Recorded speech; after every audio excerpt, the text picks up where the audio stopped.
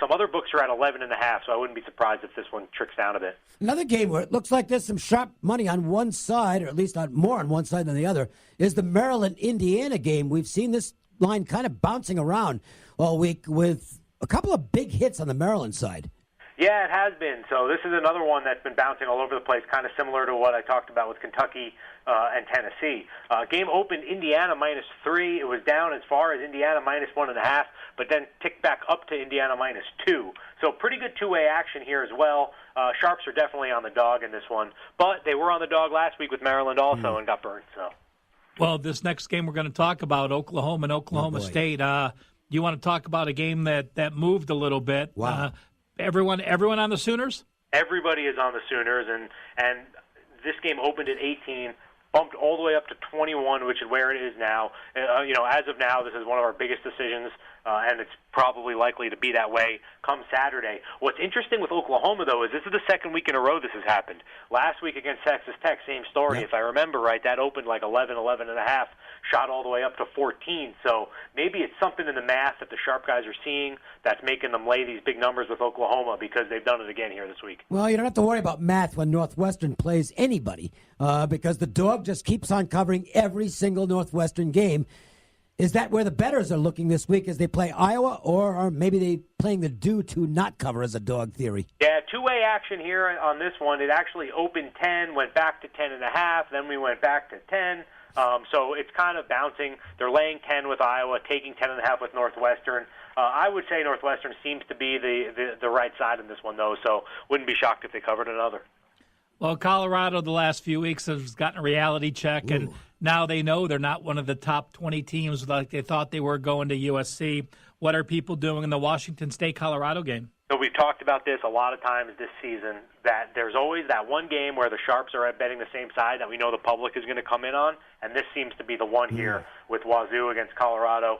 All over Washington State early. Game opened 4.5. They bet it all the way up to 6.5, laying every number on the way there. Ticket count was super lopsided in favor of Washington, about 4 times more tickets. So the public is going to certainly come in on Washington State there as well. So that number's at 6.5. Wouldn't be shocked if it got a little bit higher. You know, when before the season started, this was one of the games you circled as a potential game of the year in terms of marquee appeal. Auburn be seeking revenge for the butt kicking they took in the SEC championship game last year. You knew both teams were going to be good, but it hasn't really worked out that way. Georgia is. They're rolling again. Auburn has had a tough year.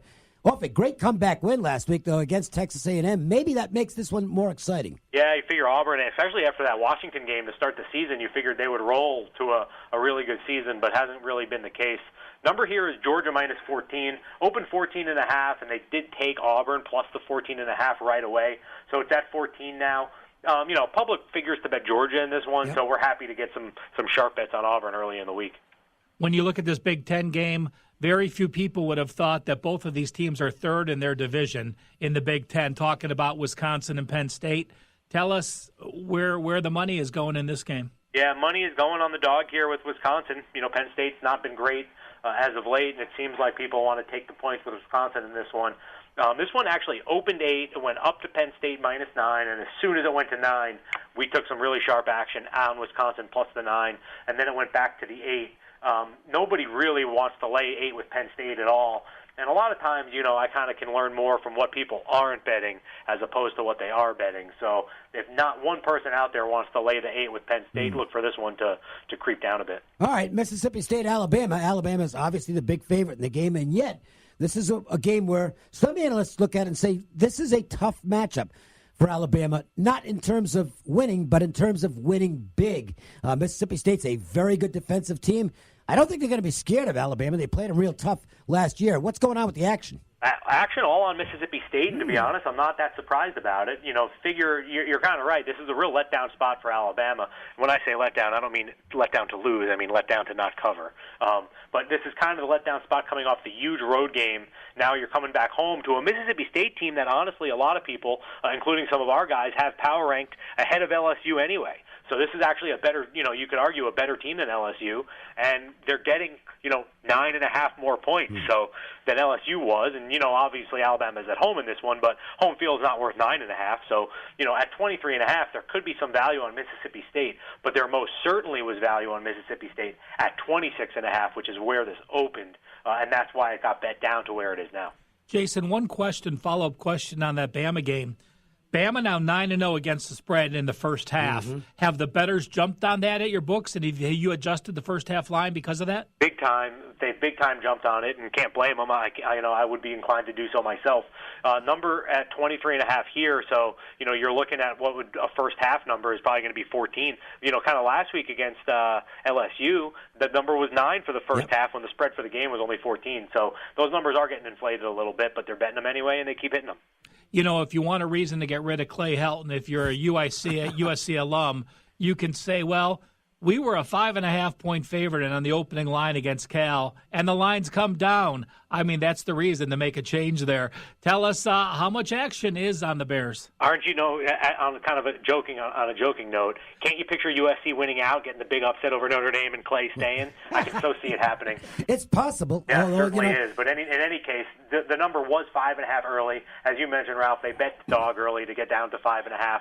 Not really very much on USC at all on this one. People seem to like the dog here. I don't really expect a lot of action on USC come Saturday either. This might be a favorite that we end up needing. All right, Texas Tech. We've had a change in favorites here, and that's got to be related to the quarterback situation for Texas Tech with Bowman. He's going to miss the game. It looks like a real battle between these rivals. Texas Tech still circles this game. This is a huge game for the Red Raiders. The Longhorns have looked a little vulnerable lately. I was looking back, and it seems like Texas plays a game where the spread's between pick'em and 3 every week. This is 3 in a row now, so they have been in these really close point spread kind of coin flip games. We saw it last week against West Virginia as well. But you mentioned it, flip the favorite here. Texas is now a 2-point favorite. They've gotten the majority of the action. It actually was -1 earlier this week, now up to -2. So mostly action on Texas. I assume we're going to need the home dog in this one. Well, big news in this, and obviously there's line move because Ian Book is not going to play.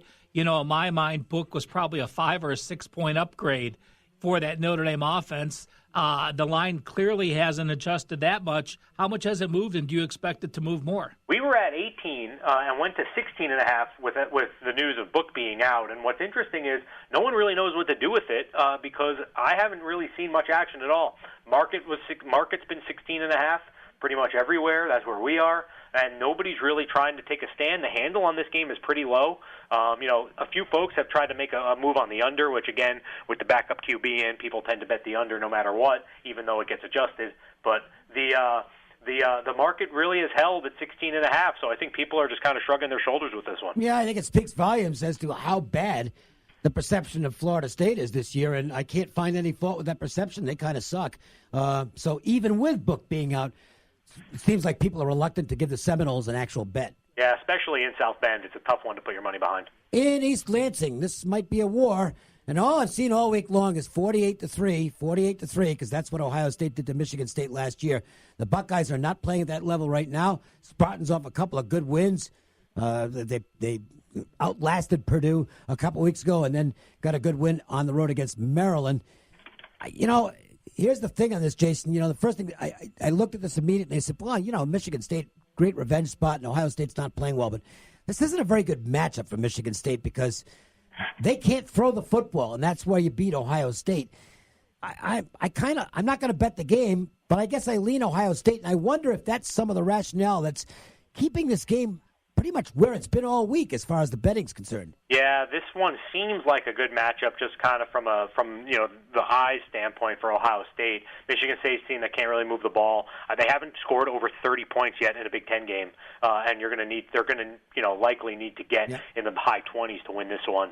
But Ohio State is a 4-point favorite here in Michigan State. I mentioned earlier for one of the games that we talked about, a lot of times I get a better feel for what's going to happen based on what people aren't betting as opposed to what bets might come in. This is a perfect example of that game. So we're at 4 with Michigan State because we took a couple sharp bets on Ohio State. the entire market pretty much across the board is at 3.5. So we were one of the few people who are at 4. Nobody wants to take Michigan State +4.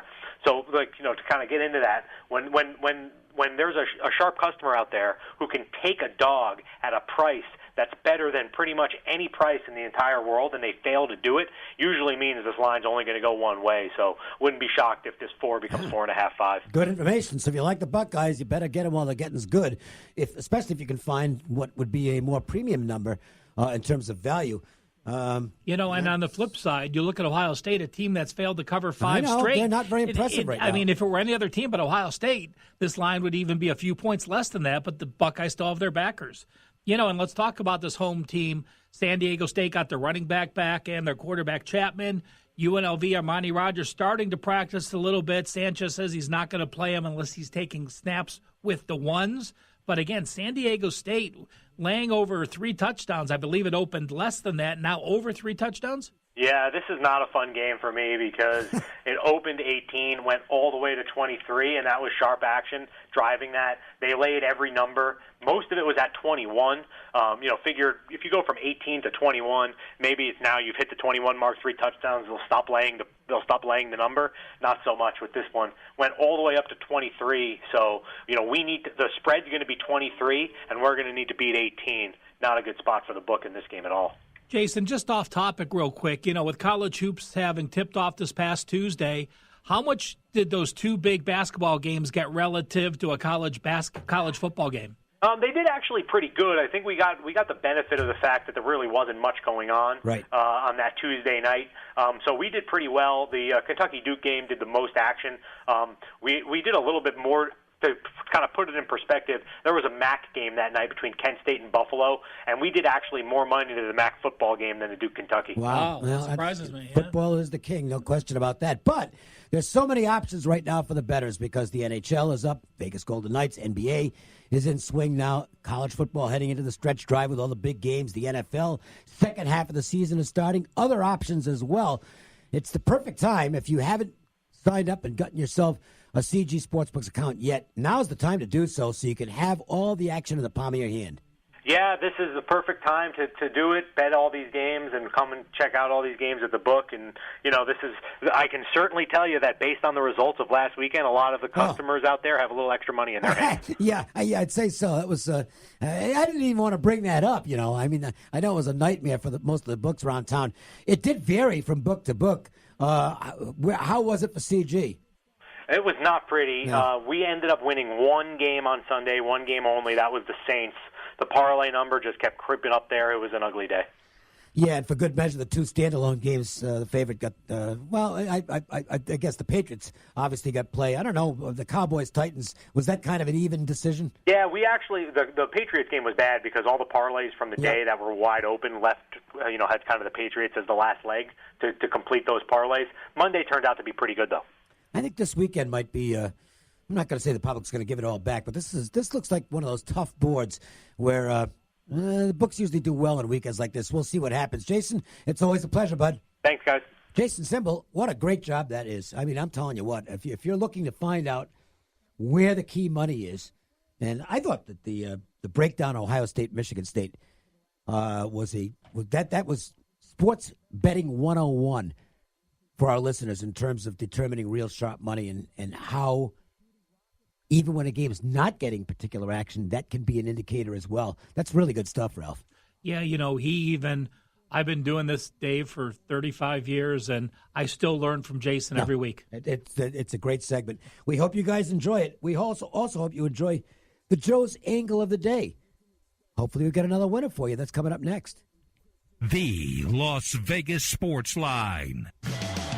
Football Central at the Westgate Las Vegas Resort and Casino is the place to catch all the football action.